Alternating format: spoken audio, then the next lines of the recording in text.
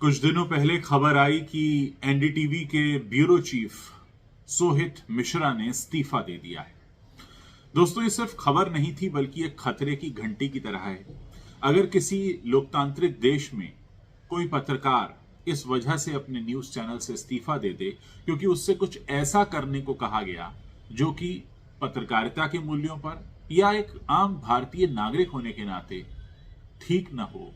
तो ये बताता है कि देश में जो स्वतंत्र पत्रकारिता है उस पर खतरा मंडरा रहा है।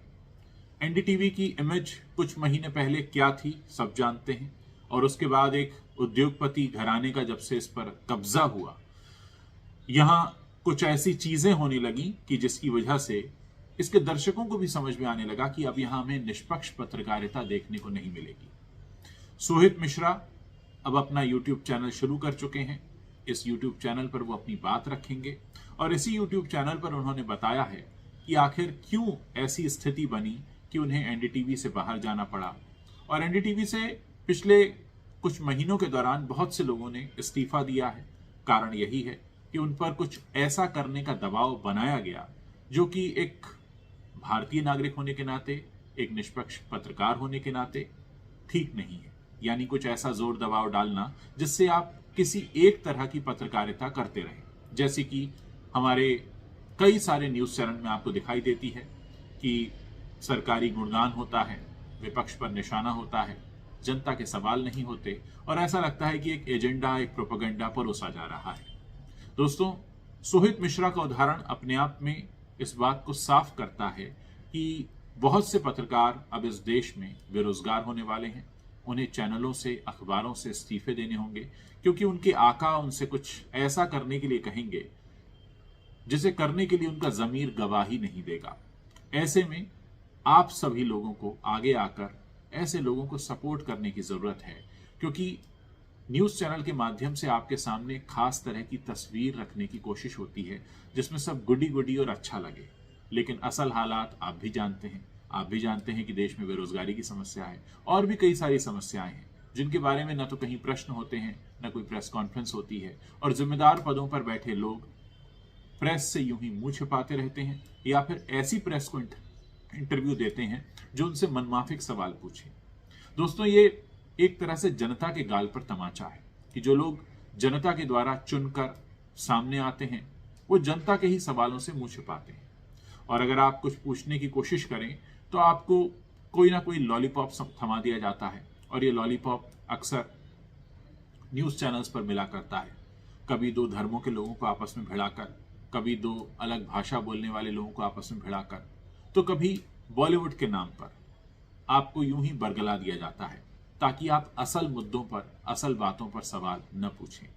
ये वीडियो मैं आपको ये बताने के लिए कर रहा हूं कि सोहित मिश्रा का इस्तीफा तो बस एक शुरुआत है। आने वाले समय में स्थिति और भी बदल सकती है, क्योंकि जिम्मेदार पदों पर बैठे लोग ये नहीं चाहते कि उनसे सही सवाल पूछे जाएं। वो उन सवालों से दूर भागना चाहते हैं और इस हद तक भागना चाहते हैं कि फिर उसके लिए वो कुछ अनैतिक काम भी कर रहे हों तो उन्हें उससे कोई परहेज नहीं, क्योंकि उनका टारगेट गद्दी पर बैठे रहना, गद्दी पर चिपके रहना है और अगले चुनाव की तैयारी करना है।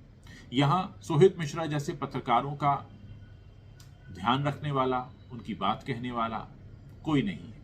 अगर आम जनता इस बात को समझ सकती है तब हम ऐसे पत्रकारों को और ऐसी सोच को बचा सकते हैं, वरना आप ये मानकर चलिए कि ये देश जो है वो ऐसे पत्रकारों के, सो कॉल्ड पत्रकारों के हवाले हो चुका है जिन्हें सिर्फ गुणगान करना आता है, जिनकी आंखें बंद हैं और मुंह में प्रश्न कभी नहीं आते, उनके मुंह पर सिर्फ, उनके जबान पर सिर्फ गुणगान आता है। ऐसे में आम जनता जो सफर कर रही है उनके बारे में बात कौन करेगा।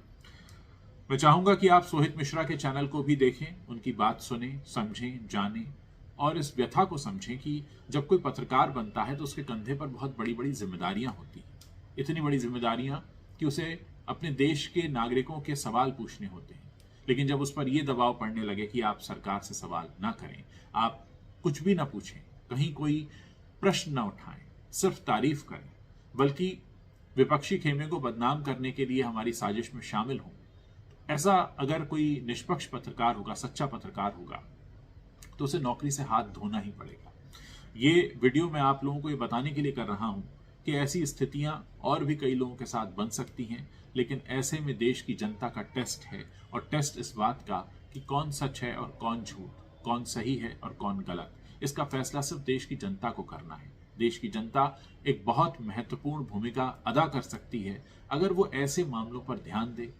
ज्यादातर लोगों को लगता है किसी पत्रकार की नौकरी गई, क्या फर्क पड़ता है, लेकिन दोस्तों कोई भी पत्रकार अगर वो सच्चा है तो वो आपके प्रश्न उठा रहा है, यानी किसी भी पत्रकार का इस वजह से नौकरी से हाथ धो बैठना क्योंकि वो लोगों के सवाल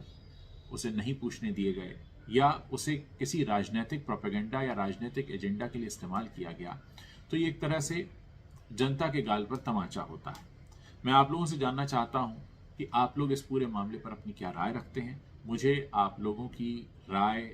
सुनने का इंतजार रहेगा, आपके कमेंट्स पढ़ने का इंतजार रहेगा। उम्मीद है आप अपनी बात खुलकर रखेंगे, और हाँ, जब आप अपनी बात रखेंगे तो किसी राजनेता या राजनीतिक पार्टी के प्रवक्ता के तौर पर नहीं, बल्कि देश की आम जनता के तौर पर रखेंगे, बिल्कुल न्यूट्रल होकर।